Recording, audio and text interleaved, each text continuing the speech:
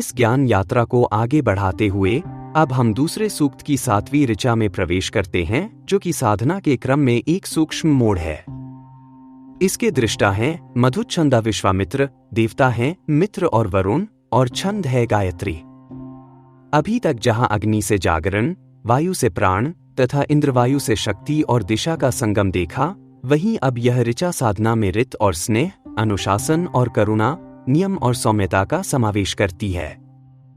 यह वह अवस्था है जहां साधक केवल गति और बल नहीं चाहता, बल्कि अपने भीतर पवित्रता और सत्य का शांत आलोक भी स्थापित करना चाहता है। मंत्र है मित्रन हुवे पूतत्क्षम वरुणं च ऋषात्सम धियं घृताची साधनता। इसका शाब्दिक अर्थ है, मैं पवित्र दृष्टि वाले मित्र तथा निष्पाप और सत्यनिष्ठ वरुण का आह्वान करता हूं, वे हमारी घृतवत शुद्ध उज्ज्वल बुद्धि को साधें और दृढ़ करें।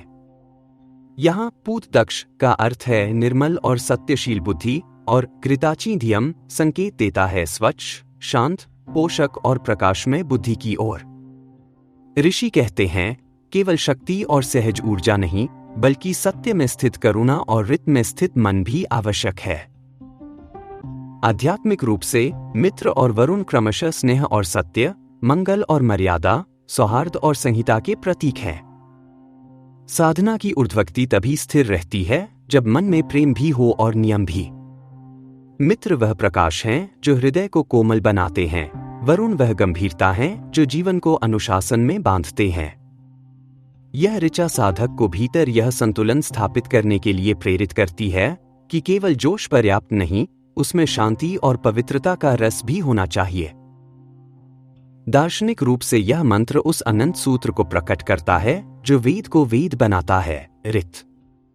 मित्र और वरुण ऋत के दो आधार हैं। मित्र उस उषा जैसे हैं जो हृदय को प्रकाश देती है, और वरुण उस सिंधु जैसे जो गहराई देता है। जब हृदय में कोमलता और मन में सत्य का संकल्प हो, तभी विचार घृतवत शुद्ध बनते हैं। यही धियं घृताचीम साधनता का सार है। मन को इतना निर्मल बनाओ कि वह देवत्व को प्रतिबिंबित कर सके। व्यावहारिक रूप में यह ऋचा हमें याद दिलाती है कि जीवन में केवल शक्ति या बुद्धि पर्याप्त नहीं, शुद्धता, ईमानदारी, नम्रता और सौम्यता उतनी ही आवश्यक है। मित्र हमें सिखाते हैं, सम्मान दो, अच्छा सोचो, सद्भाव रखो। वरुण सिखाते हैं, नियम में रहो, सत्य में दृढ़ रहो, अपने कर्मों को पवित्र रखो। जब हमारा व्यवहार स्नेह और सत्य के सहअस्तित्व में चलता है, तब ही समाज, संबंध और मन तीनों संतुलित रहते हैं। यह ऋचा बताती है कि साधना केवल भीतर की अग्नि बढ़ाने का नाम नहीं, बल्कि हृदय को पिघलाने का भी मार्ग है। जहां मित्र हैं, वहां प्रसन्नता का विस्तार है। जहां वरुण हैं, वहां आत्मबल और सदाचार का आधार है। जब ये दोनों शक्तियां भीतर जागती हैं, तब साधक शांत, स्थिर और उज्ज्वल हो जाता है। उसके विचार घृतवत पोषक, उसकी वाणी सत्य और मृदु, और उसके कर्म ऋत के अनुरूप हो जाते हैं।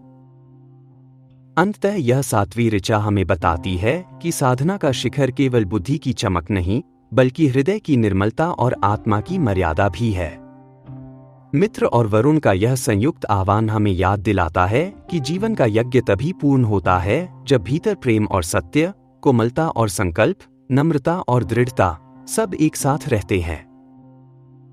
इस गुण को जानने के बाद आइए देखें कि ऋषि हमें आगे कहाँ ले जाते हैं और अगली ऋचा में क्या समझाते हैं।